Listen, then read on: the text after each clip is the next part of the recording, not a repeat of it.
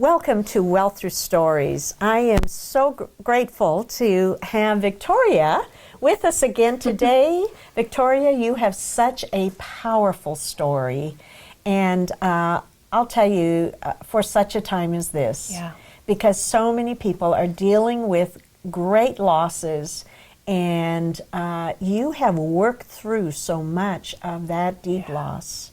So, Still working through it. Still working through it. You know what? I'm not sure that ever ends. We continue to work through loss. Yes.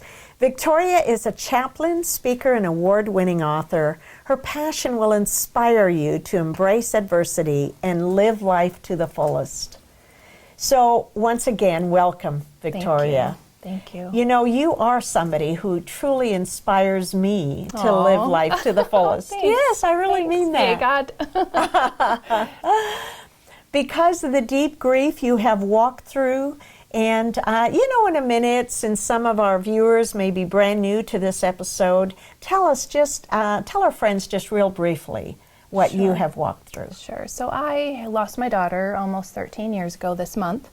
It wasn't expected, but she had tumors on her brain and spinal cord when she was born, spent a lot of time in and out of hospitals, and in her last year and a half of her life, approximately, she deteriorated very rapidly and was in a wheelchair, and I found her taking a nap, and she was unresponsive, barely breathing, and so she was on life support for a while, and then we let her go be with Jesus and her daddy who had gone before her there in heaven. So, wow, wow. Today we're talking about the key to a transformational story.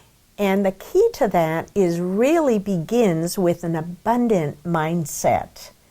Here in this deep grief, deep loss, how does that even go together? It's like we kind of touched on in the last episode about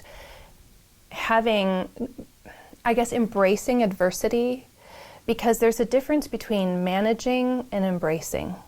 Tell us about that. So in my grief, in the beginning, I felt like I had to hold the family together. You know, it was a very unhealthy situation that we lived in, and so I just felt like I don't have time to grieve, you know, and if I let it all go and get sad, then the glue is falling apart. You know, everything's falling apart. And so I had felt like I had to hold everybody together.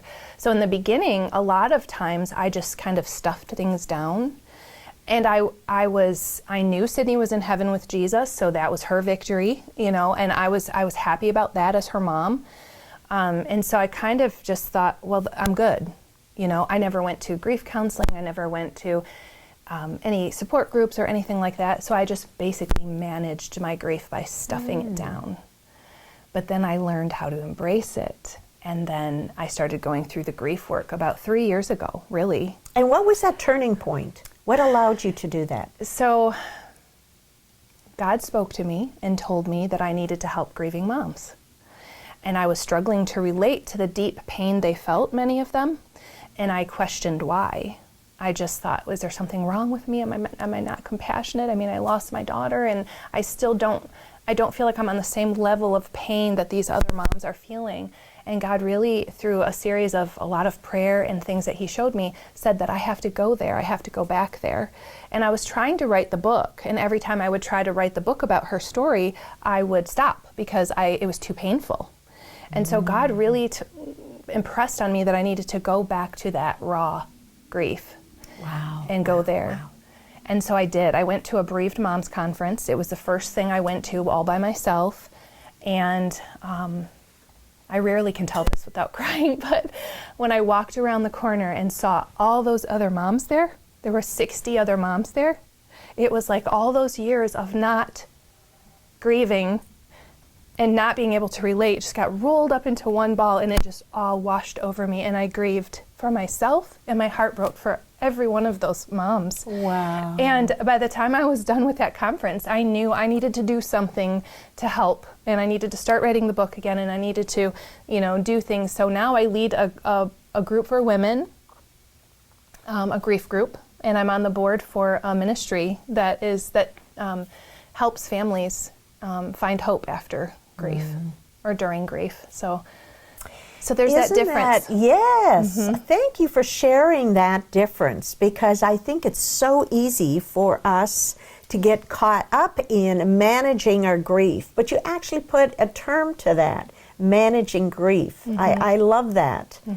But, you know, if we really want to help others, we cannot help others with truly feeling and being compassionate. You know, so often in Scripture, we read about Jesus was compassionate for these people. That's why he continued to speak, continued to heal, continued to walk next to them. He felt the pain that they were feeling. And he knew what he could do, obviously, and take them beyond the pain, but of course their hearts had to be ready.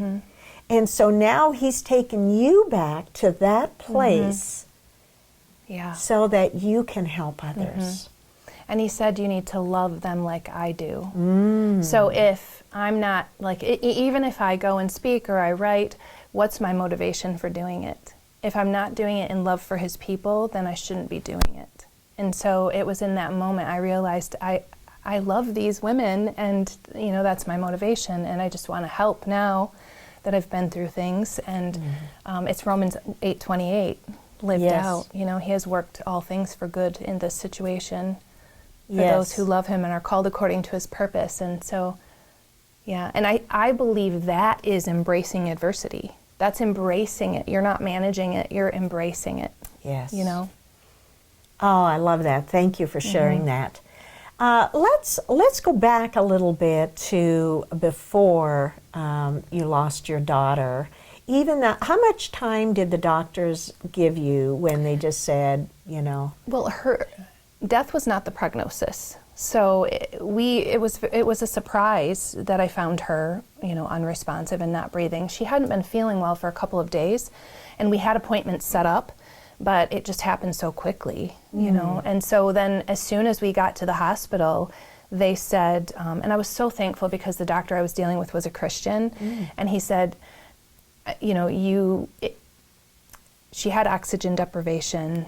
I've not ever seen anyone come back from this. So he told us that right away, the first day. But you know, it was like a roller coaster while she was on life support, because I'd get results of a test. Oh, there's brain activity and she can hear you. And they would say, if you can hear me, squeeze my finger, the doctor would say. And I say, they obviously didn't read the report. She couldn't squeeze your finger before she came here.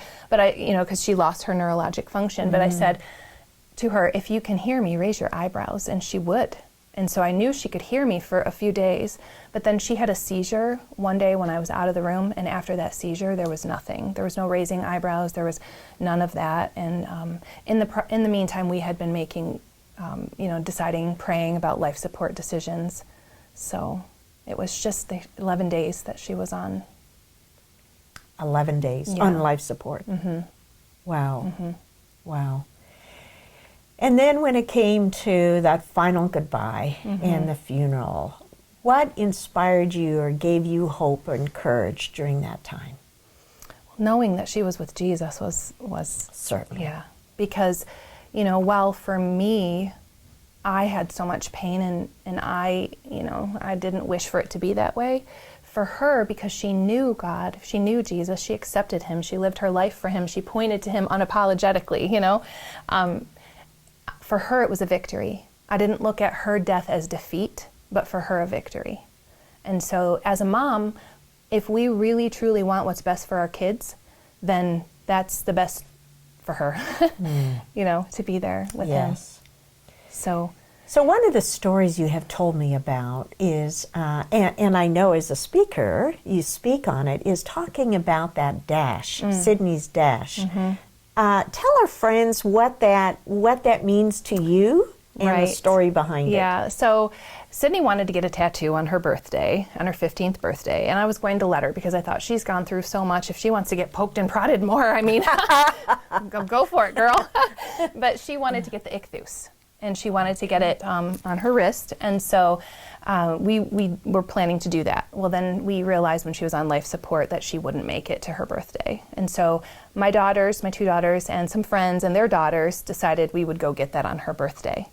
So we did. I have the ichthus here. I never thought I would get a tattoo, but I did.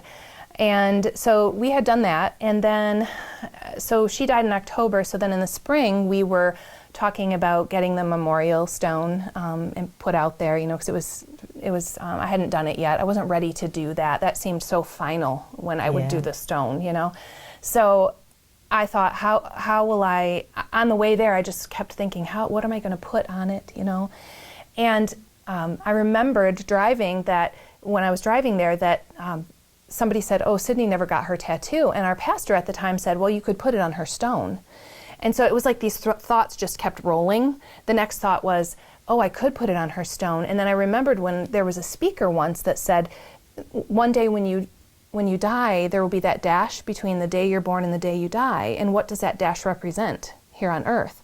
And I thought, I'm putting the ichthus for her dash, because that's what her life meant, Jesus.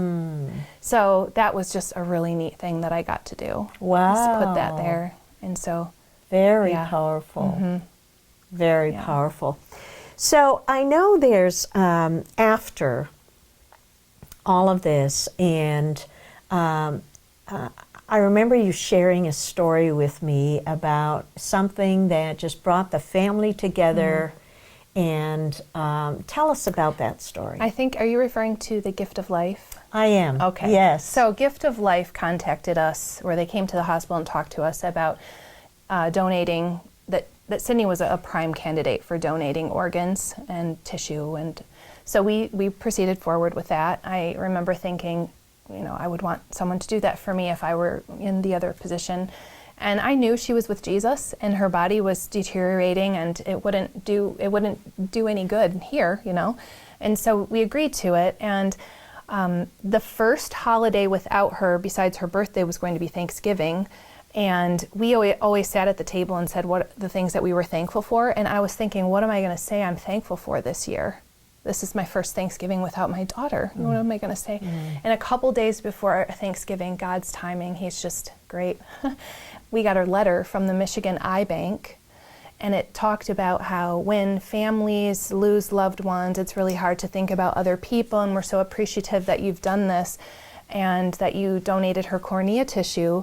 And then the letter proceeded to say there was a young man that lived in the Lapeer, Michigan, which is near Ann Arbor, Michigan, who was blind, but because of the cornea tissue can now see. Wow. And I was able to bring that letter to Thanksgiving and share that as something I was thankful for. Oh, wow. I know. Wow. I just was crying, Yes, sends chills at me now yeah. hearing this. Oh my goodness. Wow. You know what's neat about that too is when Sydney was little, remember in the past episode where I said we used to read together a lot? So she was about 8 years old and we were reading, and it was in John 9:1-3. And the disciples were asking Jesus, who sinned, this man or his parents, that he was born blind? And Jesus replied, neither. This happened so the works of God might be displayed in his life. And Sydney thought, that's kind of like my life. Remember that perspective I talked about that she had? So that became one of her favorite verses. And then now think about this. Later on, happens with Gift of Life, and there's a blind man that can now see. Yes. And it's like it came full circle. Wow. And the funny thing is I didn't even realize it until about 2 or 3 years later after this happened. I was like, wait a minute, that goes together. It's so... How cool is that? And that's now going to be the name of my book, This Happened. This happened. So the miracles, signs, and wonders of God can be seen. Oh, I love that. Yeah, the one that I'm working on with you. She's an excellent writing coach. Thank you. So, yeah. So as we wrap up here, again, what can you share with our friends to encourage them through all of this? I would just say, Romans 8:28, God will work together good for those who love him and are called according to his purpose, and it's important to love him. It's important to know him because, like I talked about with my daughter, her victory was complete. she's in heaven because she knows him. Death is death for someone who doesn't. And so I would just encourage people, get to know him. That's a great word. Great word. Thank you so much for joining us and sharing again Thank the you. depth of your story. Thank you for joining us. And I hope that you can walk away encouraged today with a renewed hope. Thank you. Amen.